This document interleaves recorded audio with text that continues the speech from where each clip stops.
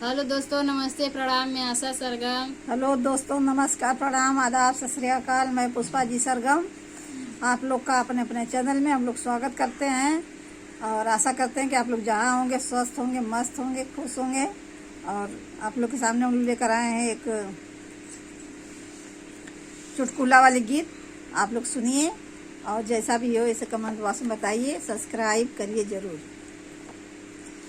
आवा नजरिया उतार दही ओ नजरा गईलू ननदाया, आवा नजरिया उतार दही ओ नजरा गईलू ननदा, नजरा गईलू ननदा, नजरा गईलू ननदा, नजरा गईलू ननदा, नजरा गईलू ननदा।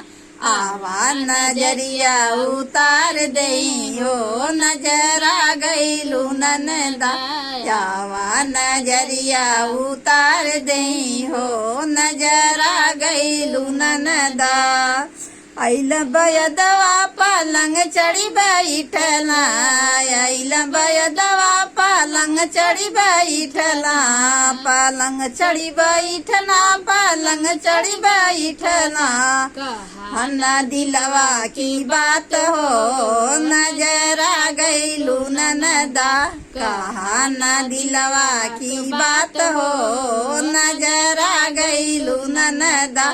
आवा नजरिया उतार दही हो नजरा गईलू ननदा, आवा नजरिया उतार दही हो नजरा गईलू ननदा। नजरा गईलू ननदा, नजरा गईलू ननदा, नजरा गईलू ननदा, नजरा गईलू ननदा।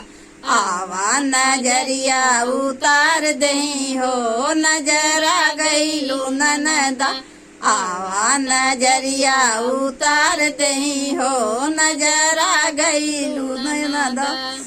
किया तोर ननदा हो सिरवा पीरैला, किया तोर ननदा हो सिरवा पीरैला, सिरवा पीरैला हो सिरवा पीरैला।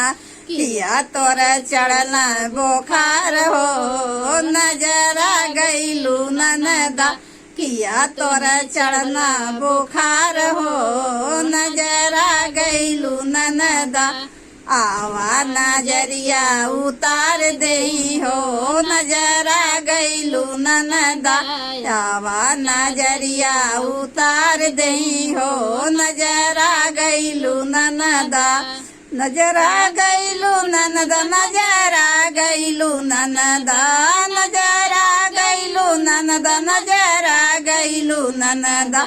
आवा नजरिया उतार दही हो नजरा गईलू ननदा, आवा नजरिया उतार दही हो नजरा गईली ननदा। धरही के गटवा धरे न करिया, धरही के गटवा धरे न करिया। कहा न दिलवा की बात हो नजरा गईलू ननदा, कहा न दिलवा की बात हो नजरा गईलू ननदा।